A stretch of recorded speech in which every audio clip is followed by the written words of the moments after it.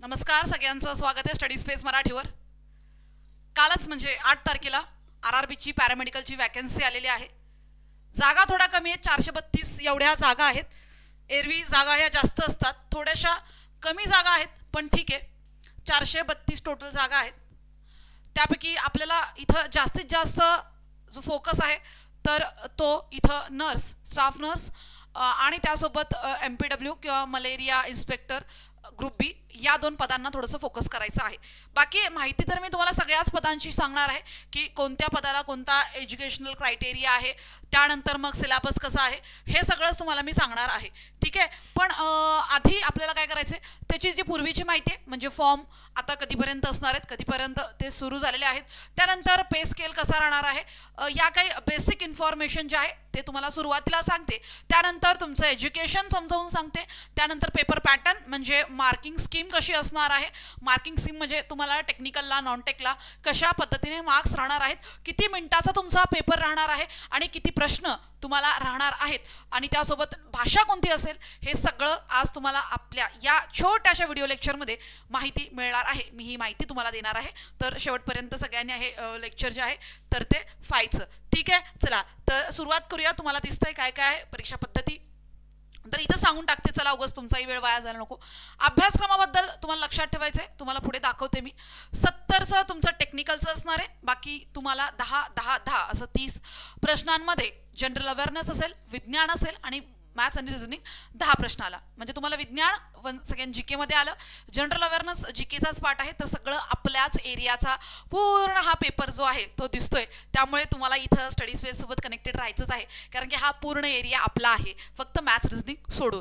त्यानंतर बघा पगार जो आहे तर तिथं 35,500 म्हणजे जवळजवळ 65-70च्या जवळपास तुमचा पहिलाच पगार जाणार आहे, कारण की बेसिक 35,500 आहे। MPWचं बोलते, नर्सचं तर बेसिक 45 आहे। जस्ट तुम्ही इमॅजिन करा किती तुमचा पहिला पगार असणार आहे। एक फर्स्ट क्लास ऑफिसर महाराष्ट्रामध्ये जेवढा पगार असतो तेवढा पगार तुम्हाला इथे मिळतो। त्यानंतर मग इथं पात्रता जी असणार आहे, प्रत्येक पदाला वेगवेगळी पात्रता असणार आहे, दाखवते मी तुम्हाला। परीक्षा पद्धती जी आहे CBT असणार आहे, कम्प्युटर बेस्ड टेस्ट असणार आहे। तुम्हाला इथं 90 मिनिट्स मिळणार आहेत, ठीक आहे, 100 प्रश्नासाठी। ठीक आहे, डिवायडेशन तुम्हाला मी सांगितलेलं आहे, सगळं पुढे एकदा मी परत एकदा तुम्हाला समजावून सांगणारच आहे। ठीक आहे, सॉरी फॉर दॅट। चला हां, तर या सगळ्या गोष्टी तुम्हाला इथे समजून घ्यायच्या आहे। भाषा सध्याला तर माझ्या माहितीनुसार इंग्लिश आणि हिंदी आहे, बघूया काय होतं पुढे। हिंदी तरी चालते, आपल्याला सेमच असते, मराठीसारखं लोड घ्यायचं नाही। तुम्ही चांगला अभ्यास केला तुमच्या झोनमध्ये, तुम्हाला तिथं नक्कीच पोस्टिंग मिळू शकते। तर बघा इथं डेट ऑफ नोटिफिकेशन आणि एम्प्लॉयमेंट, तर 26 तारखेला तुम्हाला याची पूर्ण टेंटेटिव्ह डेट बद्दल त्यांनी बोललं होतं, न्यूज आली होती। पण आता फॉर्म फिलिंग जी आहे तर ती 9 तारखेपासून, म्हणजेच इथं कालपासून फॉर्म, आपल्या रक्षाबंधनाच्या दिवसापासून फॉर्म फिलिंग सुरू झालेली आहे, जी की एंड होणार आहे पुढच्या महिन्यात इथं 8 तारखेला। पुढच्या महिन्यात 8 तारखेला जवळपास 1 महिन्याचा वेळ आहे। सगळं काही डॉक्युमेंट्स वगैरेची काही गडबड असेल तर ते तुम्ही करून घेऊ शकता। त्यानंतर फीज पेमेंट वगैरे हे सगळं तुम्हाला इथं दिलेलं आहे। त्यानंतर तुम्ही काही इथं चेंजेस वगैरे करणार असाल तर ते सुद्धा इथं तुम्हाला मेन्शन आहे, बघून घ्या, पण दिलेल्या टायमातच सगळं पूर्ण करायचं। तर इथं तुम्हाला पे स्केल दिला आहे, खूप जास्त चिंता असते तुम्हाला किती पगार आहे काय याची, तर इथं बघा 44, अरे बाबा 45,000 पेमेंट आहे पहिलंच बेसिक, तर हे तुम्ही इमॅजिन करा फुल पेमेंट मिळून तुमचं कुठं टच होत आहे। त्यानंतर इथं डायलिसिस बाकी सगळ्यांना थोडं सेमच आहे। इथं मलेरिया इन्स्पेक्टर 35,400, तर एवढं पेमेंट जे आहे ते खूप झालं। पहिला पगार 60 क्रॉस असणार आहे, जबरदस्त असं। ठीक आहे, त्यानंतर इथं तुम्ही बघू शकता कशा पद्धतीने पोस्टचं डिवायडेशन आहे। टोटल इथं 434 पोस्ट असणार आहेत। सगळ्यात जास्त पदं जी आहेत तर ती नर्सिंग सुपरिटेंडेंटला आहेत, आणि जर तुमचं GNM असेल आणि तुमचं BSc असेल तरीही फक्त NMला इथं चान्स नाही आहे, पण जर तुम्ही GNM आणि BSc असाल तर तुम्हाला इथं चान्स आहे, या गोष्टीची थोडीशी तुम्ही नोंद घ्या। त्यानंतर मग थोडी कमी पदं आहेत डायलिसिस टेक्निशियनला। त्यानंतर इथं आपला विषय आहे 33 पोस्टचा, म्हणजेच इथं आपण बघू शकतो मलेरिया इन्स्पेक्टरला टोटल 33 पोस्ट तुम्हाला इथं दिसत आहेत, बाकी सगळ्या थोडं कमी कमी पोस्ट आहेत। इकडं फार्मासिस्टला 105 पद आहेत, चांगली पदं आहेत। जर तुम्ही फार्मसी झालेली आहे तुमची तर नक्कीच तुम्ही इथं ट्राय करू शकता। ठीक आहे, एज्युकेशनल क्रायटेरिया प्रत्येकाचं समजावून सांगते। त्यानंतर इथं तुम्ही बघू शकता फीज ही नक्कीच थोडी कमी आहे। आपल्याला फिमेलचं म्हणाल तर फक्त 250 रुपये, बाकी अनरिझर्वला इथं 500 रुपये फीज आहे, बाकी SC ST PWD, तर या सगळ्यांना सगळं सॉरी PW BD जे असतात त्यांना 250 रुपये, सगळ्यांनाच इकॉनॉमिकली बॅकवर्ड कास्ट ह्या सगळ्यांनाच इथं तुम्हाला फी जी आहे तर ती 250 रुपये आहे. आणि अनरिझर्व ओपन मुलांना इथं फी जी आहे तर ती 500 रुपये असणार आहे. ठीक आहे, तर हे लक्षात घ्या. त्यानंतर बघा इथं तुम्हाला जे काही सब्जेक्ट्स आहेत, म्हणजे बघा जो काही तुमचा टेक्निकल सब्जेक्ट असेल तर तिथं तो तुम्हाला 70 प्रश्नांसाठी येणार आहे. बाकी जनरल अवेअरनेस म्हणजेच इथं GA म्हणजे GK घ्या, तर ते ह्याच्यामध्ये करंट अफेअर जास्त असतं जनरल अवेअरनेसमध्ये, बाकी काहीच नाही दुसरं. त्यानंतर general intelligence and reasoning, general arithmetic, तर हे 10 प्रश्नाला असेल. सायन्स जे असतं बघा, कधीही रेल्वेजमध्ये NTPC घ्या काही घ्या तुम्हाला सायन्स असतंच, डोंट वरी, मी तुम्हाला ते सगळं प्रोव्हाइड करणार. तर अशा पद्धतीने तुम्हाला इथं तुमचा सिलेबस बघायचा आहे. 90 मिनिटं असतील, 100 प्रश्न असतील आणि तुम्हाला इथं लक्षात घ्यायचं आहे की प्रत्येक चुकीच्या मार्काच्या मागे 1/3 तुमचं नेगेटिव्ह मार्किंग असणार आहे. ओके, 33% एका प्रश्नाच्या म्हणजे 100%चे 33% तुमचे वजा होणार आहेत जर तुम्ही चुकीचं केलं तर हा एक चांगला नेगेटिव्ह मार्किंगचा क्रायटेरिया आहे. तर पेपर सोडवताना खूप विचार करून तुम्हाला सोडवावा लागणार. त्यानंतर पुढे इथं मी चला नर्सिंग सुपरिटेंडेंटचं एलिजिबिलिटी क्रायटेरिया घेतला होता, तो पण दिसत नव्हता व्यवस्थित, त्यामुळे इथं मी तुम्हाला काय करते, डायरेक्ट ती PDF जी आहे तर तीच दाखवते. ठीक आहे, तर बघा इथं आहे नर्सिंग सुपरिटेंडंट, दिसत नाहीये तुम्हाला, तर इथं आपण बघू शकता हे नर्सिंग सुपरिटेंडेंट आहे. आणि इथं तुम्ही त्याचा मिनिमम एज्युकेशन क्रायटेरिया सगळ्यांचाच बघू शकता. तर इथं तुम्हाला काय करायचं आहे, सर्टिफिकेट म्हणजे मिडवाईफ म्हणजेच 3 वर्षाचा तुमचा जो नर्सिंगचा कोर्स आहे, त्यानंतर general nursing and midwifery of school, आणि त्यानंतर तुम्ही इथं रेकग्नाइज्ड इन्स्टिट्यूटमधून ते पूर्ण केलं पाहिजे किंवा तुम्ही BSc नर्सिंग केलं पाहिजे, काहीही तुम्हाला तिथं चालतंय. त्यासोबत इथं तुम्ही नर्सिंग काउन्सिलमध्ये रजिस्ट्रेशनसुद्धा केलं पाहिजे. एवढं सगळं असेल तर इथं तुम्ही नक्कीच एलिजिबल होत आहे. तर त्यानंतर इथं नेक्स्ट जर तुम्ही पाहाल तर बघा इथं डायलिसिस टेक्निशियन. ठीक आहे, डायलिसिस टेक्निशियनला तुम्हाला पाहिजे BSc plus diploma in hemodialysis 2 years, तुम्हाला थोडंसं एक्सपिरियन्ससुद्धा हवा आहे.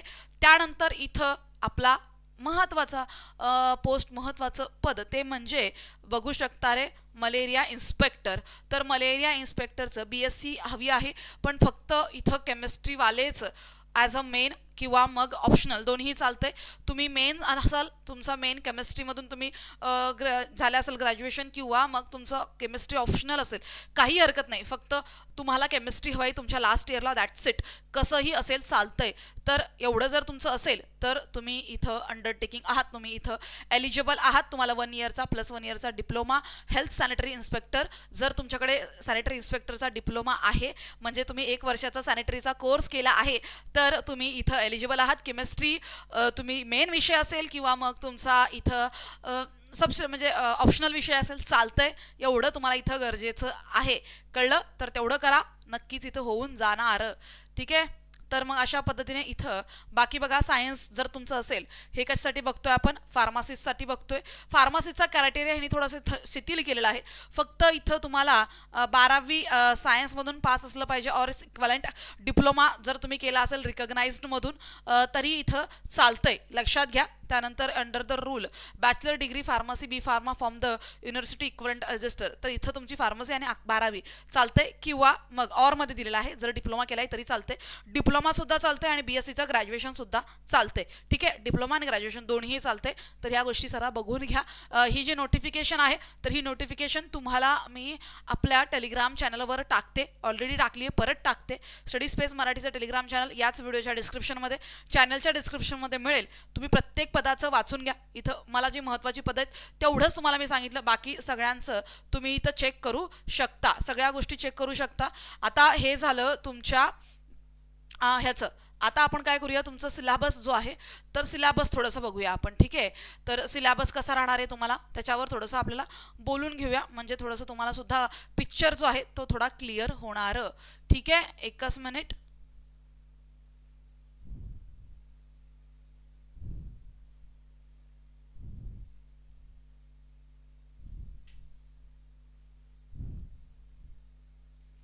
ठीक आहे, चला एक काम करते, प्रत्येक पदाचा सिलेबस जो आहे तर तो तुम्हाला मी त्याचा स्क्रीनशॉट मारून आपल्या टेलिग्राम चॅनलवर टाकते, जेणेकरून तुम्हाला तो क्लिअर होईल. प्रत्येक पदाचा सिलेबस मी तिथे टाकते तुम्हाला. एक एक पदाचा स्क्रीनशॉट काढून तुम्हाला मी टाकते, म्हणजे तुम्हाला तिथे कळेल. आता इथं ही खूप पानं हा चला सिलेबस मिळाला मला, ठीक आहे चला काही हरकत नाही. तर बघा आपण आता वन्स अगेन इथं एकेका पदाचं स्क्रीनशॉट मारून टाकते मी. पण आता इथं फोकसमध्ये थोडंसं मलेरिया इन्स्पेक्टर एक चांगली पोस्ट आहे, त्याचं जरा सिलेबस सांगते, खूप सोपं आहे.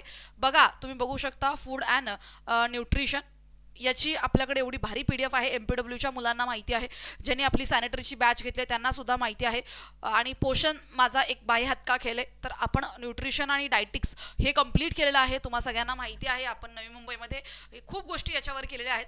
तर नक्कीच तुम्हाला हे आपण खूप सुंदर. त्यानंतर एन्व्हायरमेंटल सॅनिटायझेशन, तर याच्यावर आपण किती लेक्चर घेतलेत. तुम्ही नुसतं माझे यूट्यूबचे एन्व्हायरमेंटल सॅनिटायझेशन लेक्चर जर बघितले तरी तुम्हाला याचा जो पॉईंट आहे तो क्लिअर होऊन जाईल. त्यानंतर सॅनिटरी इंजिनिअरिंग असेल, कम्युनिकेबल नॉन कम्युनिकेबल डिसीज, हे तर आपण आपल्या नॉर्मल स्पर्धा परीक्षेमध्ये सुद्धा बघतो. तर हे सगळं ऑलरेडी बॅचमध्ये मी तुम्हाला एक डिसीज घेतलेला आहे, कम्युनिकेबल नॉन कम्युनिकेबल.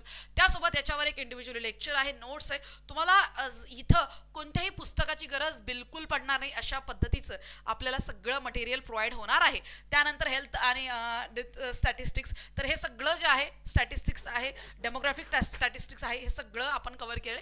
खरं म्हणायचं गेलं तर सिलेबस जेवढा पगार आहे आणि त्यासोबत जी पोस्ट आहे या सगळ्यांच्या तुलनेत सिलेबस हा नगण्य आहे. थोडंसं मन लावून जर अभ्यास केला तर 101% पोस्ट निघते आणि इथं कोणत्याही प्रकारची धांदली होणार नाहीये. रेल्वे आहे, लक्षात घ्या, स्वतःचा पेपर घेते ती. फक्त तुम्हाला इथं तुमचं टेक्निकल हे जे टॉपिक्स आहेत अगदी नगण्य, हातावर मोजण्या, हाताच्या बोटावर मोजण्या एवढे टॉपिक्स. त्यासोबत मग सायन्सचं काही टेन्शन घेऊ नका. जनरल अवेअरनेसचे करंट अफेअर मी रोज घेते, तुम्हाला आपले करंट अफेअर्स मिळतात, रोज महिन्याचे करंट अफेअर्स मिळत आहेत. तर सगळं काही ओव्हरऑल तुम्हाला मिळणार आहे, लक्षात घ्या. तर एवढं सुंदर सगळं काही अवेलेबल असताना तुम्हाला कुठेच जायची गरज नाही आहे. सगळं काही वन टाइम वन पोझिशनवर तुम्हाला मिळणार आहे, ठीक आहे. तर मग बघा इथं आपण नुकताच एक आपला SIचा कोर्स लॉन्च केला आहे. आता SIचा जो कोर्स आहे तोच MPWचाच कोर्स आहे असं समजून घ्या, हेच असतं ते. तर तुमचे सगळे टॉपिक जे आहेत म्हणजे तुमचा nutrition, communicable disease, environmental sanitisation, त्यानंतर इथं सॅनिटेशन इंजिनिअरिंग असेल, सगळं काही तुमचं मिळणार आहे 100%. त्यासोबत हा कोर्स तुम्हाला नगर परिषदच्या स्वच्छता निरीक्षक MPW साठी कामी येणार आहे. येणाऱ्या सगळ्या महानगरपालिकेच्या सगळ्या सिलेबस याच्यामध्ये मी ऍड करत जाणार आहे कंटिन्युअसली. असं म्हणणार नाही की ह्याच्यासाठी वेगळं घ्या. हा चला, जर तुमची डिमांड असेल की मॅम पॅरामेडिकलसाठी वेगळं घ्या, तर मग तेवढे 4-5 टॉपिक जे तुमचे पॅरामेडिकलचे आहेत तेवढं करून मी दुसरा कोर्स देऊन टाकेल तुम्हाला. पण जर तुम्हाला सगळंच हवं आहे, सगळ्याच महानगरपालिकेचं, नगरपालिकेचं, सरळ सेवांचं, त्यासोबत RRBचं सगळं काही तुम्हाला, सगळे टॉपिक्स जे मला वाटतात की हे SIचे टॉपिक्स आहेत जे कुठेही विचारले जाऊ शकतात, ते सगळं या बॅचमध्ये टाकणार आहे. तुम्ही आपलं ॲप डाउनलोड करा. तुम्हाला ज्या वेळेला तुम्ही ही बॅच घ्याल तुम्हाला कोणत्याही पुस्तकाची गरज नाहीये, कशाचीच गरज नाही, कारण की सगळे टॉपिक एवढ्या सुंदर पद्धतीने दिलेत. तुम्ही त्याची प्रिंट काढू शकता आणि त्यालाच एक तुम्ही पुस्तक बनवू शकता. आणि तुम्हाला जिथे लागतं तिथं गायडन्सला मी आहेच, कळलं. तर नक्कीच तुम्ही आपलं ॲप डाउनलोड करा आणि हा आपला जो कोर्स आहे SIचा स्वच्छता निरीक्षकचा, जो तुम्हाला RRBला सुद्धा कामी येणार आहे, लक्षात घ्या.